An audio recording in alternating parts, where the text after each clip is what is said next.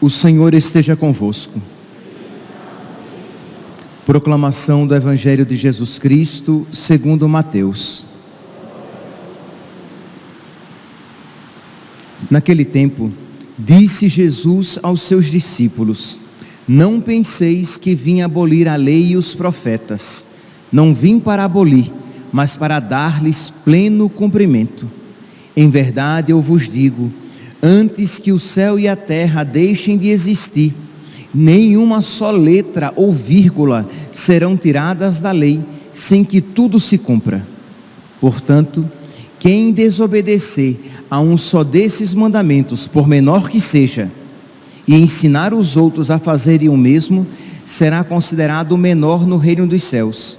Porém, quem os praticar e ensinar, será considerado grande no reino dos céus. Palavra da salvação.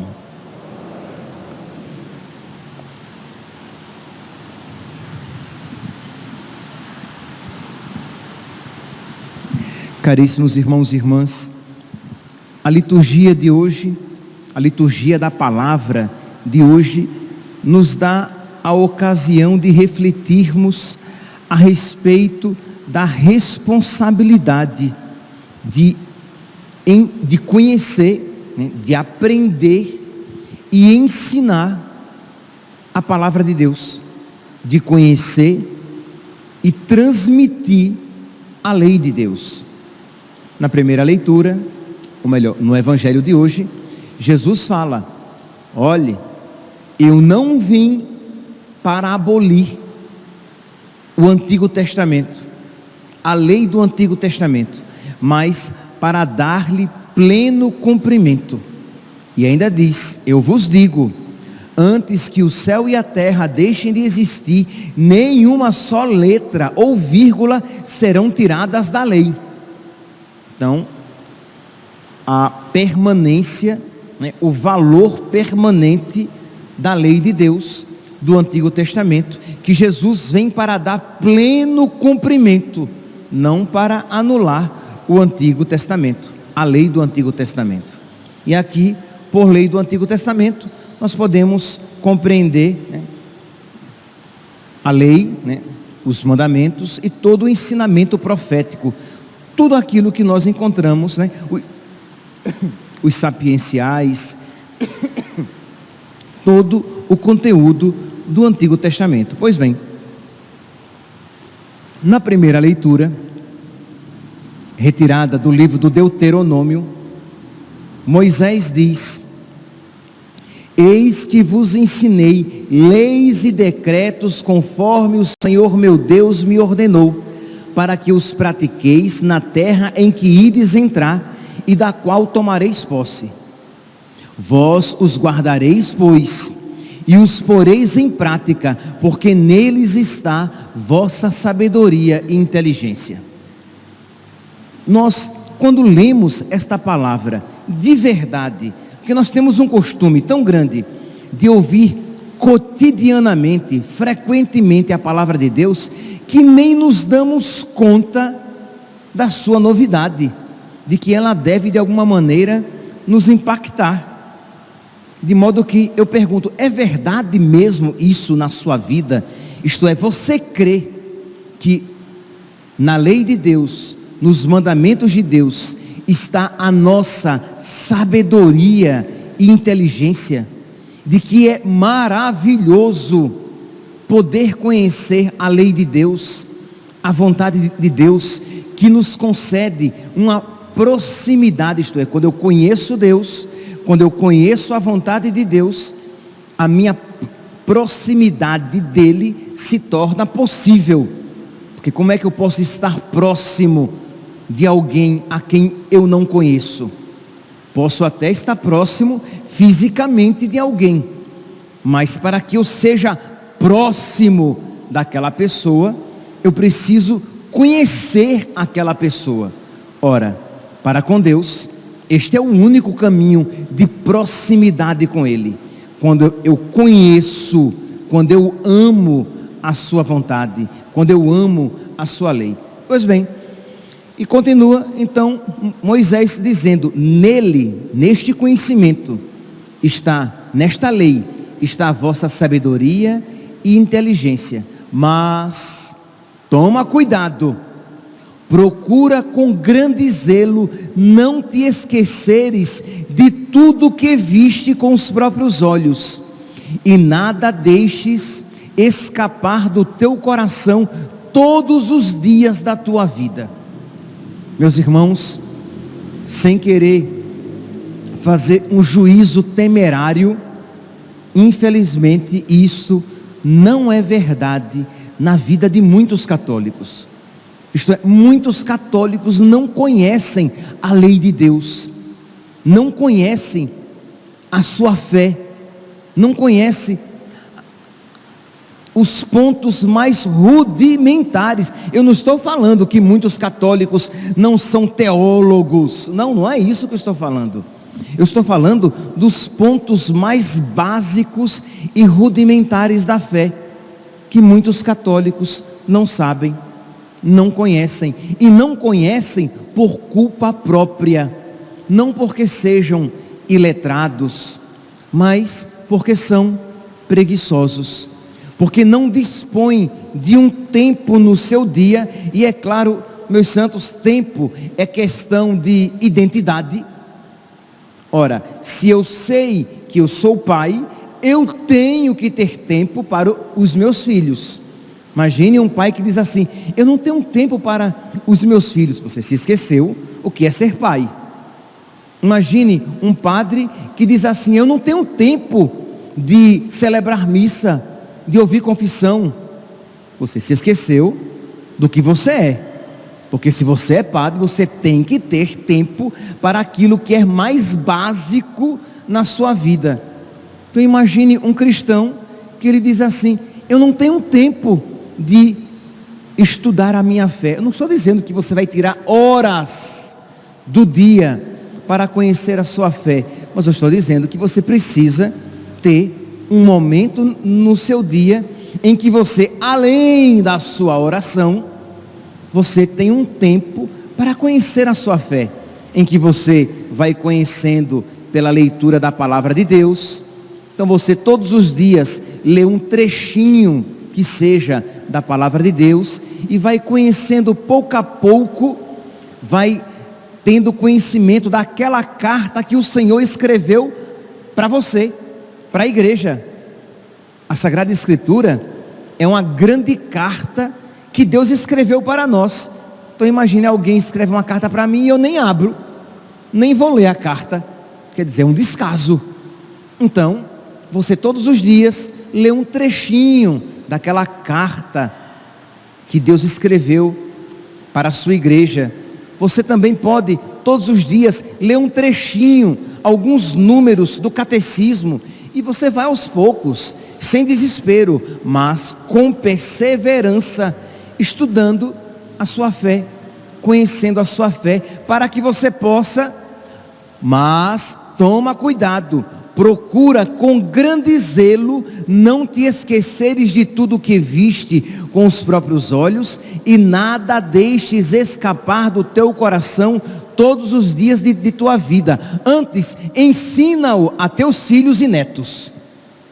Isto é, a responsabilidade aqui, de uma maneira particular, dos pais e dos avós. Ensina-os aos teus filhos e netos, de conhecerem, para que possam ensinar.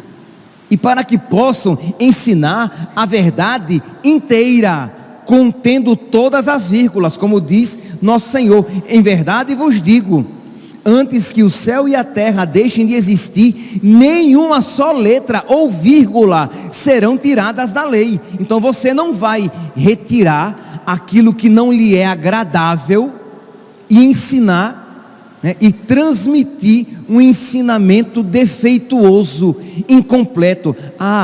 Antigamente, meu filho, meu netinho, antigamente o divórcio, ele era pecado, mas hoje em dia o mundo está tão mudado e já não é mais. Não, você vai ensinar a lei completa e você não vai tirar uma letra nem vírgula.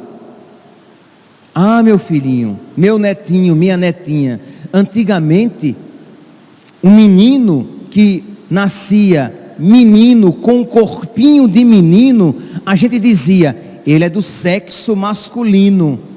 A menina que nascia com um corpinho de menina, nós dizíamos, ela é do sexo feminino. Ah, mas hoje em dia o mundo está mudado, então as pessoas, elas podem ser o que elas quiserem, e nós nem mais usamos o termo sexo masculino e sexo feminino, nós usamos o termo gênero, porque a pessoa precisa se identificar com aquele gênero que ela quer assumir socialmente. Não, meu santo, você vai ensinar, você vai transmitir o ensinamento completo, mesmo que o mundo esteja diametralmente oposto àquilo que a palavra de Deus ensina, porque a palavra de Deus é a verdade, e nela está a vossa sabedoria e inteligência. Deuteronômio, capítulo 4, versículo 6. Nela, na lei de Deus, está a vossa sabedoria e inteligência. Então você crê mesmo que a palavra de Deus é a verdade? Você crê mesmo nisso que nós dissemos como antífona do Evangelho? A quem iremos, Senhor? Senhor, só Tu tens palavras de vida eterna. Tuas palavras são espírito e vida. Só Tu tens palavras de vida eterna. Você crê de verdade nisto? Que só a palavra de Deus é verdadeira, e só a palavra de Deus conduz à verdade, à vida eterna. Só a palavra de Deus realiza aquilo que significa, aquilo que informa. Só a palavra de Deus forma aquilo que informa. Então você crê nisso, e você é formado por isso, e você ensina isso aos seus filhos e netos. Então esta obrigação, né? Aqui, como a palavra de Deus hoje cita explicitamente os pais e os avós, citando os filhos e os netos, eu me pergunto, será mesmo que pode ir para o céu um pai e uma mãe que se descuidaram do céu para os seus filhos? Será mesmo? Eu duvido, eu tenho dúvidas. Como é que um pai pode ir para o céu se ele se descuidou do céu para os seus filhos? Será mesmo que pode ir para o céu um padre que se descuidou do céu para os seus fiéis? Que não se preocupou com a salvação daqueles que lhe foram confiados? Ora, mutatis mutandis, apliquemos aos pais. Então esta responsabilidade de os pais não criarem os filhos como bichos. O que é um bicho? Um cachorro, um gato, um papagaio?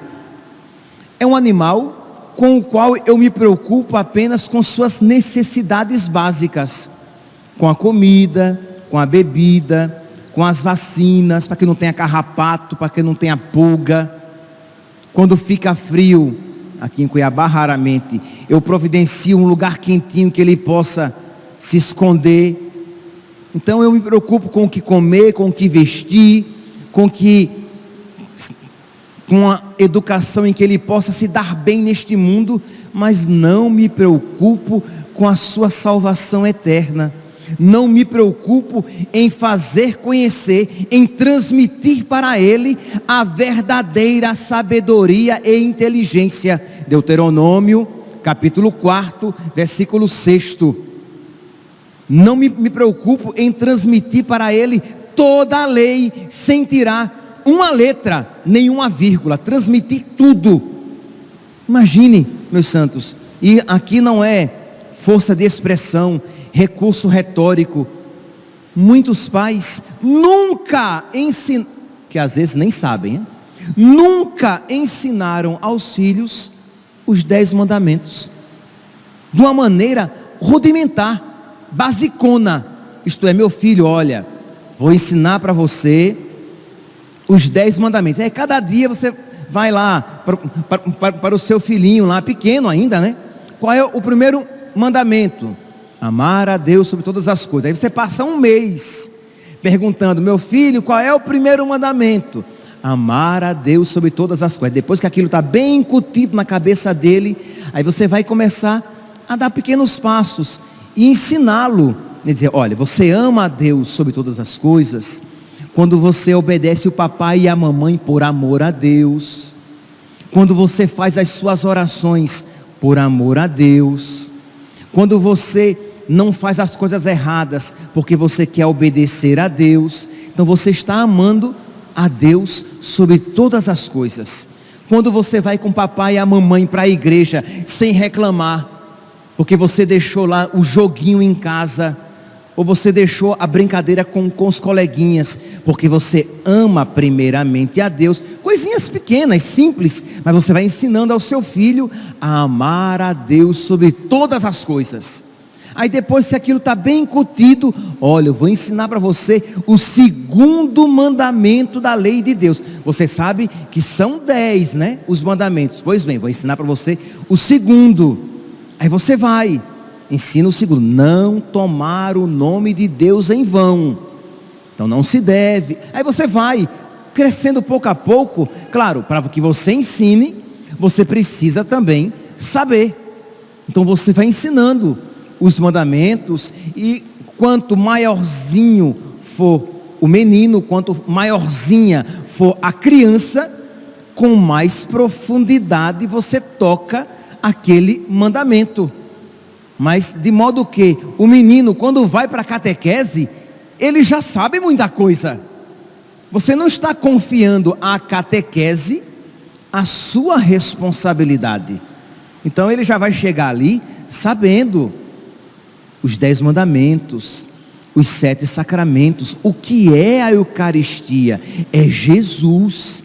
O que é que as pessoas fazem, né, se for aqui da Paróquia Cristo Rei, quando entram naquela caixinha de madeira, naquelas 2 caixinhas de madeira que tem ali do lado? Elas vão confessar os seus pecados a Deus na presença do Padre, porque ele recebeu de Deus a missão de perdoar os pecados. Aí a criança fica até afoita querendo entrar também. Ela quer se confessar também. Ela quer receber a Eucaristia também, porque é Deus que eu recebo naquele sacramento. E você ensina ao seu filho como participar da missa em casa, no dia a dia. Você aprende a rezar com ele de joelhos. Você aprende a rezar, você ensina ao seu filho, aos seus filhos, as orações básicas do cristão: o Pai Nosso, Ave Maria, o Santo Anjo, a Salve Rainha, o Credo. E você reza sentadinho, sentadinha, papai e mamãe, com o seu filho, para que ele aprenda a ficar quieto. Porque é claro, você nunca reza com o seu filho em casa. Aí quando chega à igreja, ele quer correr. Ele não aguenta ficar parado, porque ele nunca fica parado em casa. Como é que agora você quer que por osmose ele aprenda a ficar calado na igreja? Ele não aprendeu em casa, com o papai, com a mamãe, com o vovô, com a vovó. Aí chega às sextas-feiras, vamos rezar a Via Sacra. Ele nem sabe o que é isso, mas ele vai crescendo, ouvindo aquele cântico, se ajoelhando, olhando as estações. E aquilo vai formando a criança. Mas é importante que os pais estejam preocupados em transmitir esta fé. Padre, mas isso dá muito trabalho. Ou você achava que para o céu é a coisinha mais fofa e tranquila? Só entrarão no reino dos céus os violentos. Então nós precisamos ter isso em mente. Para quê? Para que nós formemos famílias cristãs, católicas de verdade. Senão, nós iremos ouvir esta palavra, porque na lei de Deus está a vossa sabedoria e inteligência, mas isso vai entrar por um buraco das orelhas e vai sair por outro, porque você de verdade não crê nesta palavra, Não crê para a sua vida, porque você se descuida da sua salvação, e não crê para a vida dos seus filhos. Isto é, você precisa começar, primeiramente, a colocar em prática isso na sua vida. Pedir a Deus: meu Deus, me ajude, Senhor, que eu quero levar a sério toda a tua palavra. Eu não quero ser um herege. O que é um herege? Um herege é alguém que escolhe, que ele faz uma escolha. A palavra héresis significa exatamente isso: escolha. A pessoa que escolhe aquilo no que vai crer. O católico, ele não é, se for católico, não é um herege. Ele não escolhe, ele acolhe toda a palavra de Deus. Então, por mais que o mundo ache muito tranquilo tantos pecados, o católico vai dizer: mas eu acolho toda a palavra de Deus, porque nela está a minha sabedoria e inteligência, e eu quero toda a palavra de Deus ensinar aos meus filhos e netos, e eu não quero tirar nada da palavra de Deus, nenhuma letra, nenhuma vírgula. Foi isso que o meu Senhor me ensinou. Mas padre, mas é tão difícil, né? Porque imagine hoje ensinar as pessoas de que elas não têm direito sobre os seus próprios corpos e fazer com eles o que bem lhe aprouver. Mas nós sabemos que nós somos apenas administradores dos nossos corpos. Nós não somos donos absolutos dos nossos corpos. Afinal de contas, nós não somos donos absolutos de nada. Nós não somos donos absolutos dos nossos corpos, porque não podemos fazer com ele tudo o que nós quisermos. Nós não somos donos absolutos do nosso tempo, porque até do nosso tempo nós temos que prestar contas a Deus. Não podemos vivê-lo irresponsavelmente, e não podemos vivê-lo somente para nós. De uma maneira bem simples, o domingo já é o dia do Senhor. Então, de uma maneira, e não estou falando aqui que o resto do tempo eu viva como eu quiser, mas apenas dando um exemplo rápido, de que eu não sou dono absoluto do meu tempo, e não sou dono absoluto dos meus bens. Eu não posso dizer: eu faço o que eu quiser com o meu dinheiro. Eu trabalhei, eu consegui honestamente, então eu vou comprar aquela bolsa caríssima, embora eu saiba que tem gente morrendo de fome. Problema dela, o dinheiro é meu, eu faço o que eu quiser. Eu vou comprar aquilo caríssimo e vou gastar superficialmente. Eu vou rasgar dinheiro que nem louco.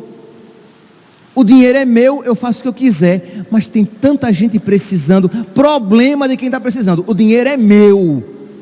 Percebe? Eu não sou dono absoluto de nada, nem do meu corpo, nem do meu tempo, nem dos meus bens, muito menos da minha alma. Então eu sei, eu vou ensinar isso, eu aprendo isso e eu ensino isso. Ora, se você desde pequeno ensina ao seu filho, se ensina ao seu filho desde pequenininho, como é que se diz, acho que a expressão é essa, que desde pequenino se torna o pepino, né?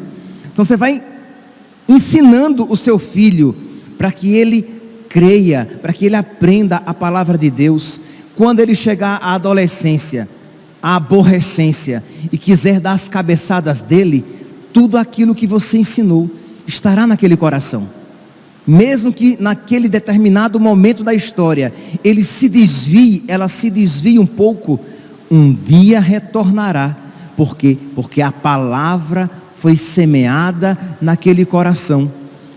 E o nosso Deus da paz, que não nos deixa em paz, não deixará em paz o seu filho no pecado.